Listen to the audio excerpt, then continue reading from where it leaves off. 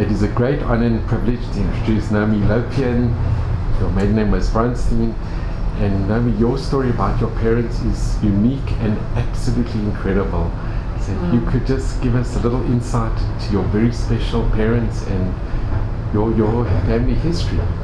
Thank you. Thank you so much. It's a privilege for me to speak to Les and to speak to those who will listen and hear.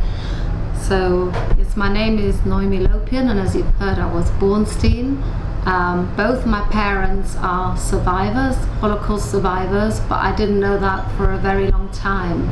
You might hear by my twang that I'm not strictly British, although I consider myself very British. I grew up in Munich, in Germany, having no idea about Munich's history in the Second World War, and particularly that it was the main seat of the Nazi headquarters, nor how close we now live to those Nazi headquarters in Bogenhausen in Germany. I grew up enjoying Munich's magic, in particularly I always say Christmas time, because for a child the town turned into fairyland. And the reason I say this to a Jewish audience as well as to a non-Jewish audience is how great my parents were, that I lived as a child and I didn't know about their past. Why do I think that today that is still great, even though of course today I have so many questions for them? I think it's great in that I was allowed to develop as a child without knowing the history, because, listeners, once I read The Long Night, my father's story, and that was at the old age of 36 years old, just after the birth of my youngest daughter Nina. When I finished the last page of the book and I physically closed the book, I had two choices. I could either at 36 go back to where I was, but can anyone, after reading a story, particularly my dad, knowing it was my father who went as a young man at the age of 19, he was incarcerated in 7 concentration camps and 5 transit camps over 4.5 years.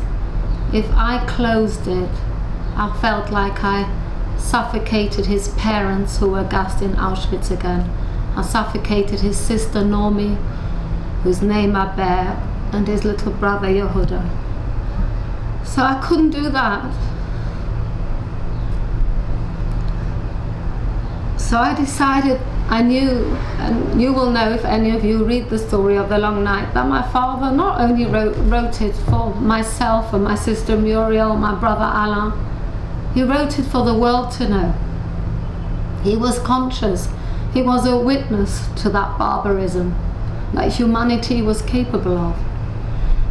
And so I felt that I wanted to tell the world, to be my father's mouthpiece, because my father died just 11 days after I turned 12, after my bar mitzvah.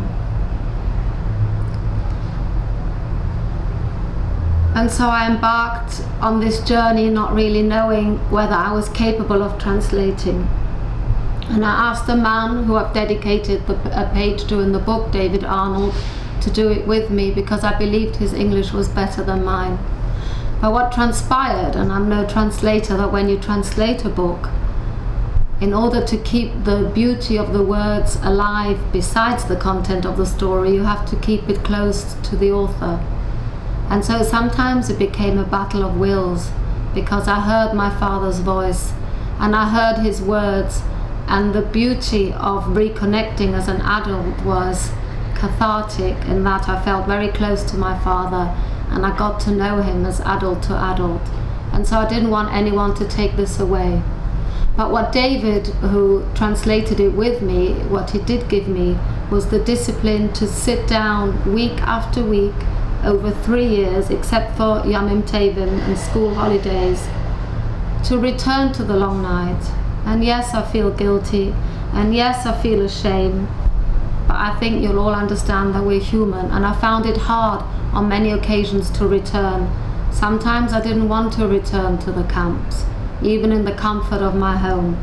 even with a drink or a break, and I couldn't really drink while translating the long night.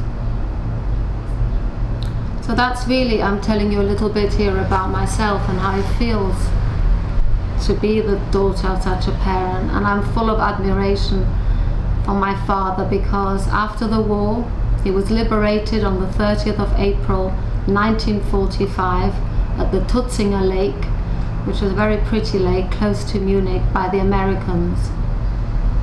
And I will read you how he felt so you can hear my father's words. Bear with me because I didn't put a bookmark where the page is.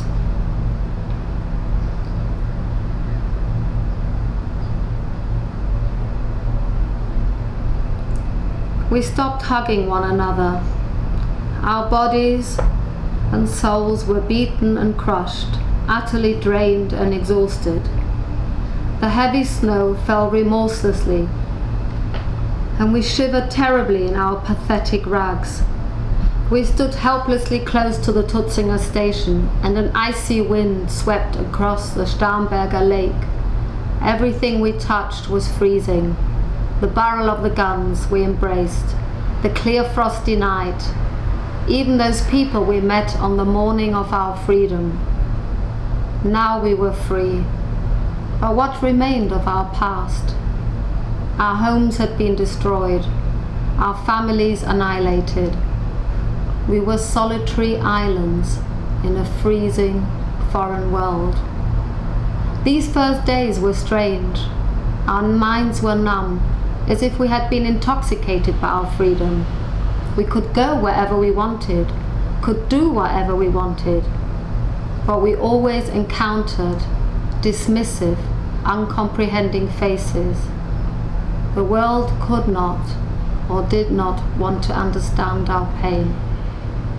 Had these people been so hardened by their own suffering that the tragedies of others was an unbearable burden, a burden they were unwilling to bear, regardless of the circumstances? On the 30th of April 1945, our freedom was restored to us, but still today, 21 years later, I'm quoting, as these memories are recorded, the mental shock of the concentration camps remain. The camps will hold me prisoner. And my mother is witness to my father being prisoner, in that throughout the year he had numerous nightmares. However, to me as a child and as a girl, he was my hero. My father studied medicine and dentistry post-war. He was very focused. He was, after liberation, we only also found that out a few years ago, we saw a letter actually given to us by the man who looks after Leonberg camp today, which is, they still have a site there to visit in Germany. It's a little bit like a museum site. And he was focused. He went to a hospital for 8 months, and afterwards he applied to do his, here in Israel you call it matriculation or A-levels, and then he had to study. And not only did he do that, he also forged the group of survivors of concentration camps for Jews and non-Jews, and so fought for his brethren to get support, i.e. by the state, so that they could study and live, because they had absolutely nothing. They were in DP camps, which is a displaced person camp in Feldafing after the hospital, but they had no means. And they joined up with another organization, and my father for the rest of his life worked in the Jewish community, helping. He helped professionally. He qualified as a doctor and a dentist, practiced as a dentist, in particularly loving oral surgery, but also in his spare time he helped people to get into medical school, helped people who needed help monetarily. Even his patients, we lived in the artist quarter of Munich called Schwabing, which if any of you go, you can still see today, and his patients paid him in kind. So my mum has a lot of paintings, I don't think of any value, but to us it's a lot of value because each painting has #kindness. Why do I emphasize kindness? Not just because at the old age of 55 as a grandmother today I'm still a daddy's girl, but kindness is the most important attribute for a human person to have themselves and to display.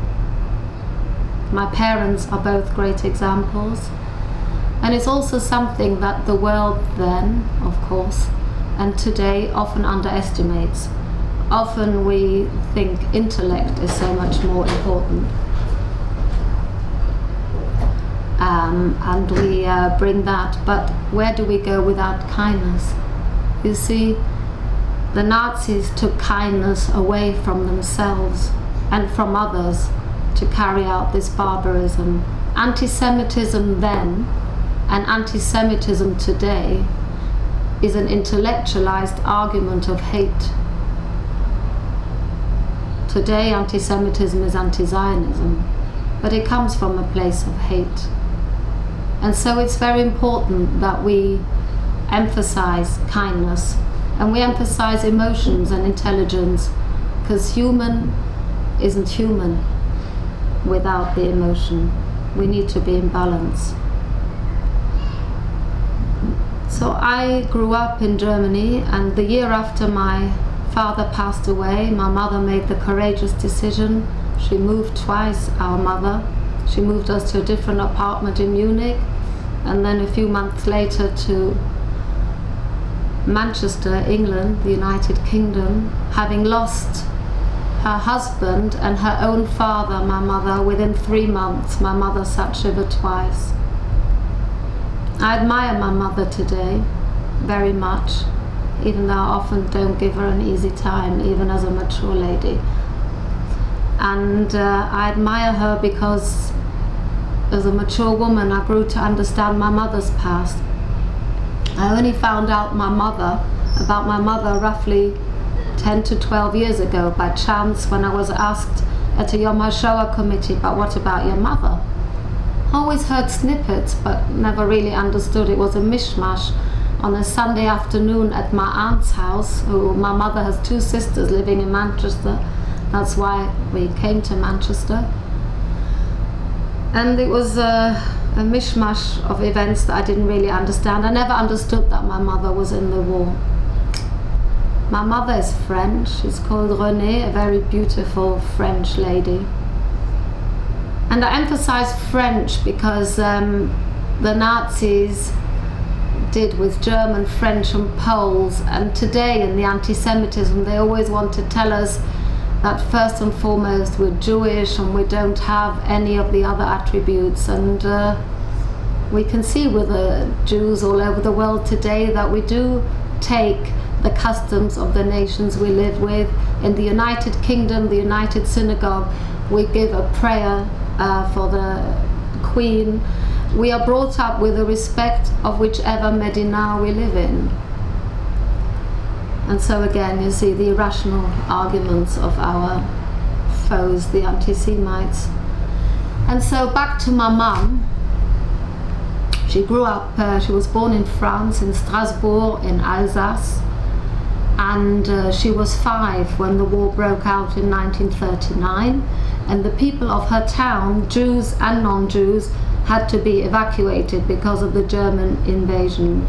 In my mother's case, they were evacuated to the southwest of France, a little town of 10,000 inhabitants called Saint-Junien, which was near Limoges, where they make the china. My grandmother then had 3 children, little Renée 5, her older sister Helen 7, and the younger brother Joey. And they embarked on a journey that took over 2 weeks on the train. Where was father? Where was Renée's father, Shmuel? He joined the French army for a year. So don't let them tell you that the Jews didn't contribute. We contributed so much in every way. And I'm not here to tell you this on this video, you'll know yourselves. So my grandmother was then housed in a room on the top floor opposite the church. I know this very well because about 2 years ago I retraced little Renee, my mother's steps, and so I saw it with my own eyes. They lived in a one room together, the four of them. There was no toilet, no bathroom. My grandmother had to go down to get water from a well.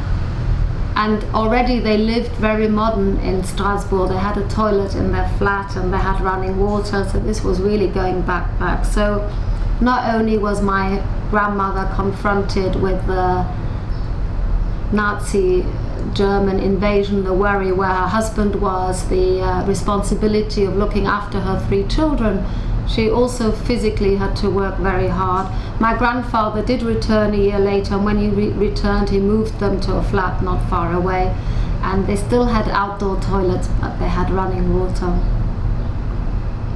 As time progressed, the Nazi presence in the little village became increasingly visible and palpable. How so? Children suddenly disappeared from the streets. Just like that, Jewish children. Entire families disappeared. My grandparents had friends who had friends in the French resistance, which was manned by Jewish people and non-Jewish people, and frequently a close family friend, Dr. Epstein, came to my grandparents and encouraged them to send their children away to safety, to Switzerland. Can you imagine a parent sending 3 young children away? It's a risk. Will they survive the journey? Who do they confide their children to? 1945, things became bad. The roundups were frequent. They weren't able to go to the shuls anymore. The neighboring town, Oradour, had been burned down, even though there was barely a Jew in town. So they made the agonizing decision to send their children away. In May 1944, a young woman picked the children up and off they went. The first stop wasn't far away, in a convent. They stayed there 2 weeks. The nuns, says my mum, were kind. However, they did take each sibling aside and said, particularly my mum recounts in her experience, they said, Renee, when you die, not if you die, when you die. By then Renee, my mum, was 10 in May 1944. You will go to hell. If you convert to Christianity, you will go to heaven. My mum, little Renee, says Judaism was so strong within her, she wouldn't do that. So can you imagine? A child of 10 was confronted with death. To me, a woman of 55 today, I'm like, I grapple with the idea of death. What is death? So she refused. They also, my mum says, were very careful what food they ate. They were Jews, Shomer Shabbat, and she said she wouldn't eat anything that wasn't kosher. Even though they weren't given kosher food, she was careful. They were made to lie down on the stone floor in the convent. They were woken at 6 a.m. to do the catechism, which means their prayers, and they had to cross themselves. My mother says she wouldn't cross herself properly. She went out, they had to pick the weeds from the asparagus. Otherwise the nuns were so-called kind. You see how a child already makes the shift, that she still remembers them as being kind, rather than what the nuns were trying to take away from the child. It's interesting for psychologists. And so the journey carried on through France. They went to Lyon. The station there was being bombed. They had to hide underneath the ground for a couple of days. And then they were taken to Annecy on the train. Well, if I asked my mum, what do you remember about the train journey? She said she spent the train journey from Lyon to Annecy on a toilet. Why so? She hid from the officers. She was petrified. And I always say, all of us are humans, aren't we? And we all are civilians. And civilians are entitled to protection. And normally when we see people in uniform, we feel protected. They're our protectors. In little Renee's case, my mother's case, the people that should have protected her were the very perpetrators that would hurt, harm her. She was aware of that, age 10, so she hid. She arrived in Annecy. If any of you have ever been to Annecy, it's the most beautiful town in the Swiss part of France.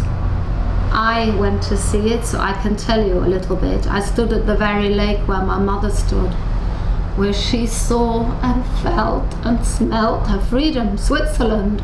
It was there on a glorious day, the sea glistening. They met their madricha, their group leader, Marianne Kohn, a young Jewish woman aged 22, born in Germany, and her parents fled Germany to a safer place, and Marianne joined the French resistance.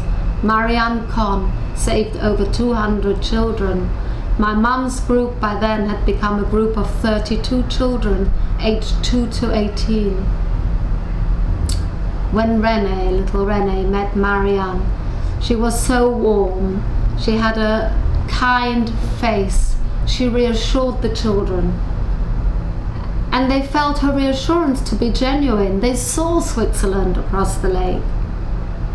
Children, all will be okay. I will take you to the Swiss border, as she'd done many times before with many other groups. For some reason, Marianne and my mum's group of children missed the train, but Marianne told them not to worry. She organized a lorry. They climbed in. By then it was June 44. It was hot. It was stuffy. They were told not to make a noise. Marianne also told them if ever they would get caught or questioned by the Nazi officers in France, they should not give away their real name. They were given false papers. So my mum's name changed from Renée Koenig to Renée Blanchet, which is really Renée King to Renée White, and so her siblings as well. And so it was. They carried on their journey, huddled together in this lorry, which was covered, you might have seen pictures of it, by heavy green canvas, and they weren't allowed to peep out. Suddenly, on this short journey from Annecy to Annemasse, which is the French border down to Geneva, the van halted, screeched to a halt, and they also heard other cars. And a little boy was brave, and he peeped out, and he said, "Oh, look, it's a Citroën," which was considered a very posh French car, with officers getting out in front, 4 officers, my mum said, with dogs and machine guns, and behind them a whole troop of German officers. The officer bellowed, "Who's the one in charge?" And Marianne jumped out, and she said, "I'm in charge, and these are the children of the railway workers of Lyon," making them understand that they're not Jewish children, "and I'm taking them to a holiday camp so that they have respite from the bombings." The Allies tried to bomb the railway network. And so they said, the Germans, "Take us to your camp, Marianne." And she said she would. And she did, which was really only a few minutes car ride away. And they went, and the woman in charge was waiting on the doorstep of this old house with her arms folded, quite burlesque, and said, "I'm not waiting for this group of children. I'm just waiting for a group of boys." The older children in my mum's group were taken to the neighboring town of Annemasse, immediately to prison. My mum and her siblings were questioned, were allowed to sleep a few hours, and the early hours of the morning were awoken by boots and bellows, "Get out, get up." They were bundled into the car and taken to Annemasse prison. Again, I can tell you exactly where the prison was. Besides my mum telling me, I saw it with my very own eyes. Like I said, about 2 years ago. You yourselves can see it if you want on YouTube. It's called My Family, the Holocaust and Me with Robbie Rinder. And you will see my mum, little Renee's journey herself. And so I came to this prison, which is in the middle of a built-up town, with houses, apartment blocks on either side of that prison. So they did this, the Nazis, in full view of everyone. And Renee went into that darkness. The strange thing is, which her sister and her brother remember and my mum shut out, is that they were met by the Lord Mayor and the other Nazi guards, and they were given a little drink of yellow liquid which was foul and bitter tasting, and Helen and Joey say that it was actually like Advocat. And I really don't understand why they gave them that unless they wanted to numb them, but you can decide for yourselves. Marianne was in that prison too. Marianne went out to work every day, but the children saw her. Every evening she made sure she spoke to them, reassured them. They slept on straw. My mum can't really remember what they did, but they certainly didn't give them anything to do. Every day the Lord Mayor came to prison to make sure the children had food. My mum says the food was vile, she can't remember it. And also she again emphasized that she wanted to eat kosher, which really fascinates me because I think my mum is quite a modern sort of woman, but how that strength of Yiddishkeit was so built in her, especially in these times. They had nowhere to wash. There was just a little basin in a public area. When they entered prison, they had a little satchel, that's all they carried with them. Helen said to Renee, my mum, Renee, they had in their satchel their Shabbos dresses. Let's wear our Shabbos dresses because we won't need them for much longer. We're all going to die. That's what they were confronted with. And they did. They put on their Shabbos dresses. Helen, who was by then 13, wanted to let her parents know that they had never made it to Switzerland. She's a gutsy lady too, and she stayed like that her entire life. And she managed to get hold of pen and paper, and they wrote a card, and she was clever. She said she's not going to say, "Hi Mum and Dad, we didn't make it to Switzerland." She wrote it in code. I imagine that she must have said, "We're having a lovely time and we're stopping off in Anma," some sort of code letting the parents understand. She also didn't write the parents' address on the card because she didn't want the Nazis to know. They knew the children understood that if the Nazis found the parents would be picked up and sent to camps or shot. So the postcard actually made it to my grandparents' neighbours, and they gave it to them, which is quite amazing in these times. The Germans were aware that they were losing the war, even though they didn't want to know about it. And they knew they couldn't get the children sent to a camp, but they wanted to dispose of the children because more and more people were coming into the prison. Marianne one night returned to the prison. My mother didn't recognize her. Her head was so deformed and swollen, double the size. She'd been tortured and beaten, and my mother found out later that Klaus Barbie, one of the head Nazis in the region, favored hot and cold baths. My mum, little Renee, aged 10, Helen, 13, and Joey, the little brother of 9, were taken every day for interrogation. They never knew what time of day. So they lived from one interrogation to the next in fear. What was it like? They left their big room where they slept and stayed in the day, and they were taken to a tiny room. It had a desk, and my mother remembers this man clearly to this day. She'd never forgotten him all her life. He lived with her, particularly when she married my father, and she had to make the decision to marry my father.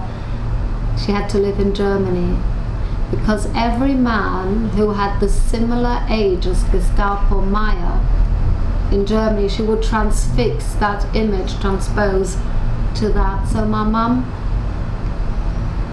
in her own way, lived with that her entire life.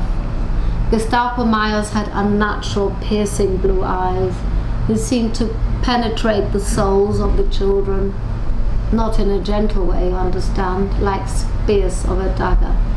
and he would bellow while his accomplice sat at the desk writing and looking, gun pointing at their head, close to their temples. What's your name? Where are you from? What's your parents' name? Where do you live? And this went on and on in the school while the children sat in a very close, unnatural distance to him and to his gun. The children were told not to say anything. My mum says she was so frozen with fear, she couldn't even have spoken. One day in that interrogation room on the left-hand side lay one of their friends, a young boy, moaning. He had been beaten and tortured. My mum and Helen and Joy were never touched. But my mum thinks that the girls older were touched. By that I mean raped or abused. When Marianne came back that day beaten, she still had cover for the children. She took them all around her and she said, children, when the Nazis ask you the questions, you can tell them everything. I must tell you that Marianne had numerous chances to leave the children, to go to safety, her own safety. She was in touch with the main underground workers. They wrote, they managed to get letters in and out of prison. Racine, Emmanuel Racine, was heading their particular escapade. She refused. She wouldn't leave those children. A young girl, aged 22, wouldn't leave those children. And my mum and myself and future generations owe our life to Marianne.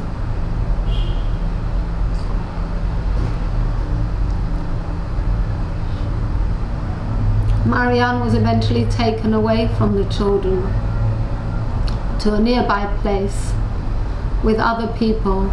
An older girl, my mum found out later when she saw that Marianne was being taken away, said to Marianne, I'll help you get your clothes, your toothbrush. The guard said, Marianne won't be needing any of it. Marianne was raped, tortured and shot in a ditch in July 1944.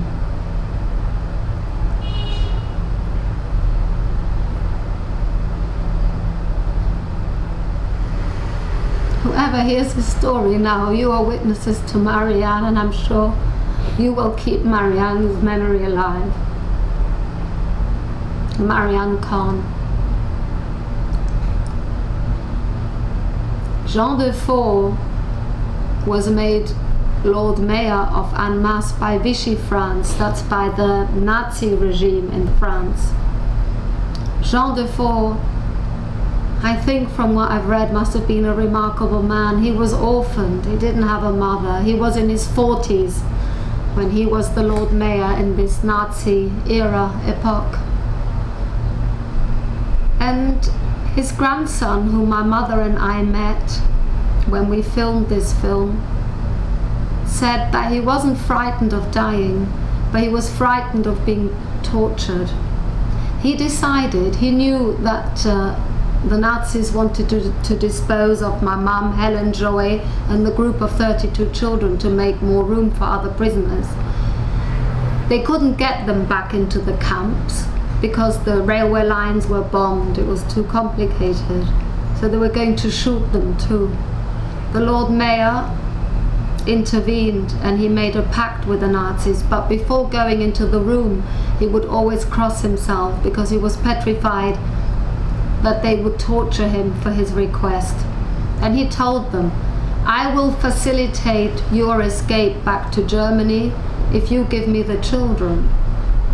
They said, we give you the children, but any time we want the children back, you're obliged to give it us back. And actually I found this document on the internet in one of the books that I found. This is how they were. And he did, true to his promise. He took the children to a neighboring little town as soon as they left called Bon-sur-Ménage, asking them not to escape and to stay together, and they stayed there for a couple of weeks. And then they were taken to cross the border into Geneva. There they stayed for another 6 months, and then they were taken back to their parents, who had, thank God, survived. My grandmother had a child number 4 by then, and it was difficult because they had been in and out of hiding, but they were very fortunate to have survived. My mother remembers the warm reunion, but she doesn't remember her parents asking her anything, whether my mother had shut it down or whether it was too painful for her parents to ask what their children had been through.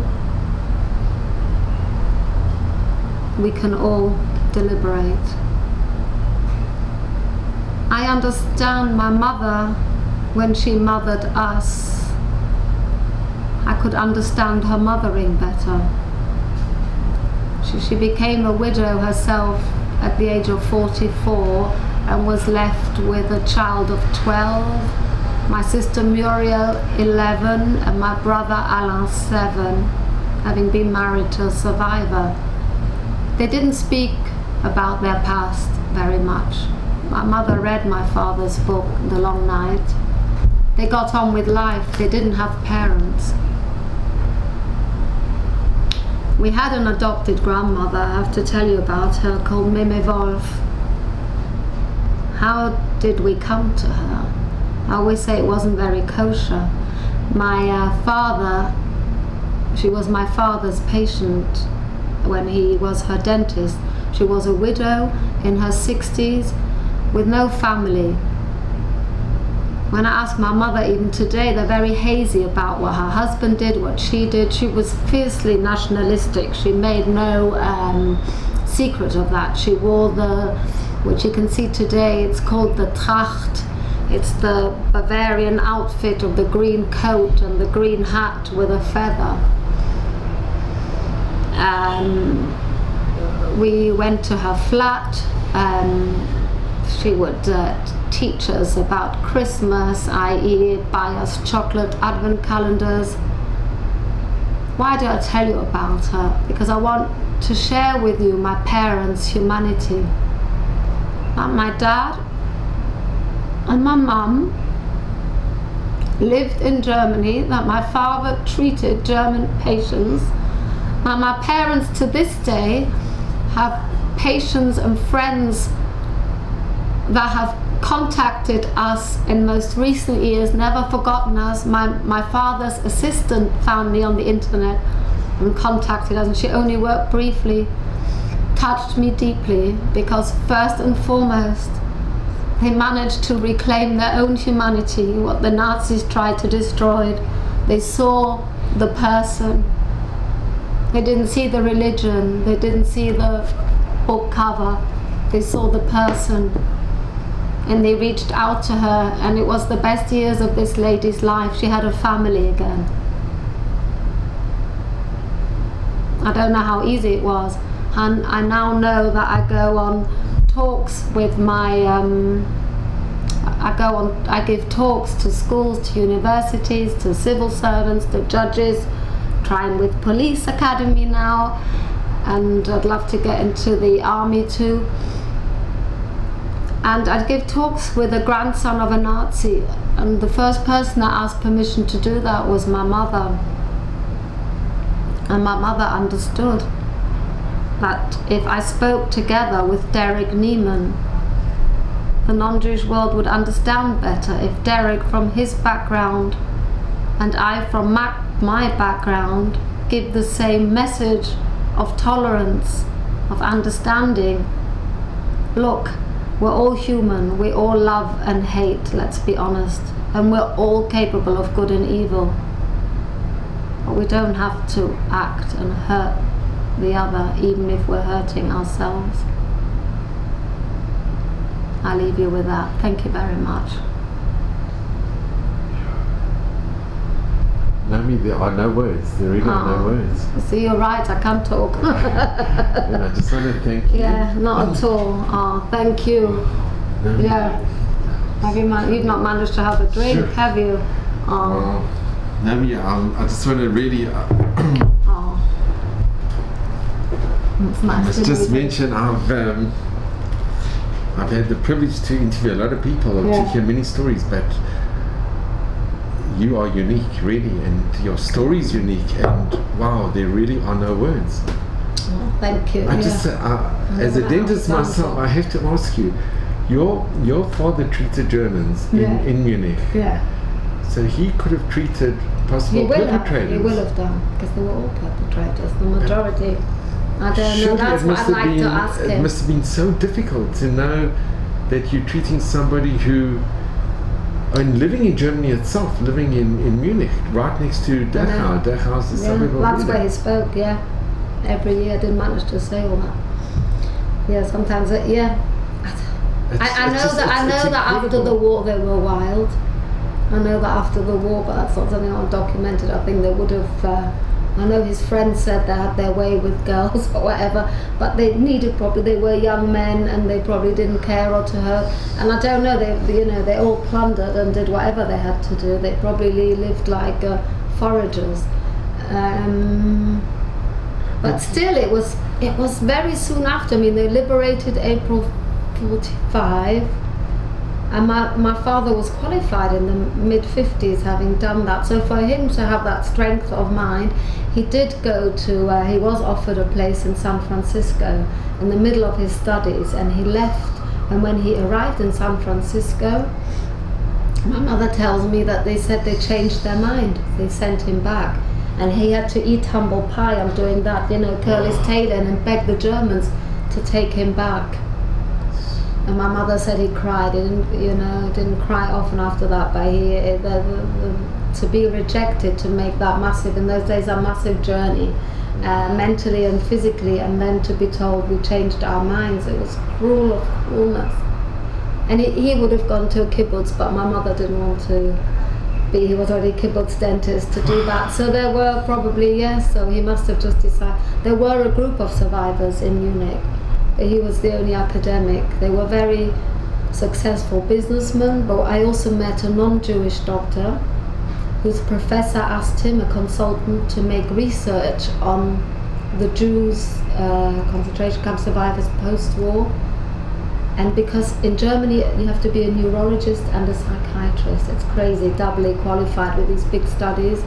And he looked after a group of psychiatric patients that were practically catatonic survivors. So the survivors that you meet are not all like my father, and I'll call them the British mascots. Ben had some formidable survivors. Many were deeply affected. There is, and we must say that there is a whole range of people. And I'm sure my father had one pair of shoes, and he hated wasting anything, or wasn't interested in clothes. And I have a very childish, romantic notion of my father. I didn't really know him as an adult. I'm not as fair on my mother because I know her adult. It's very different. I don't have to explain.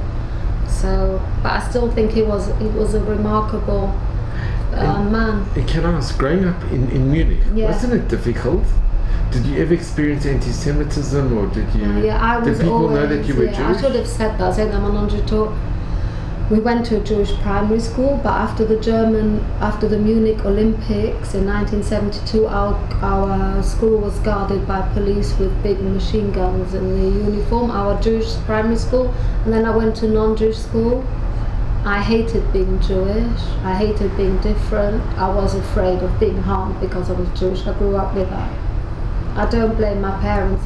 To this day now, helps me to have my grandchildren who are proud, but really if my grandkids in England, they go with a couple and tzitzis out, I want to say, I can't, obviously, it's my son-in-law is a rabbi, which is lovely, but I can't, I'm afraid. I felt that doing my talks, I have to come out to tell the world I'm Jewish, but when I was studying in the hospitals or whatever, and people say, you're ready for Christmas, nearly, I would never volunteer that I'm Jewish. Sometimes people say, look, that I'm Lebanese or Arabic because it's the fake blonde and the dark eyes and so I'll say yes. I'd rather say yes, I'm an Arab than admit that I'm a Jew. But you do now you fight against of course I fight against that. It hurts me, it deeply affects me. Of course I do, Well, I want to thank you so very much. Not at all. This has been It's been absolutely incredible, So maybe you and can I'm so explain. grateful to you. And I hope it's not too long that people not listen at to all. all that. Do they And listen so long? Absolutely, and Noemie, you must just continue the amazing, incredible work that you do, because it really makes such a difference. Thank you. So Thank nice. you so Thank much. you, Dr. Glassman. Thank you very much.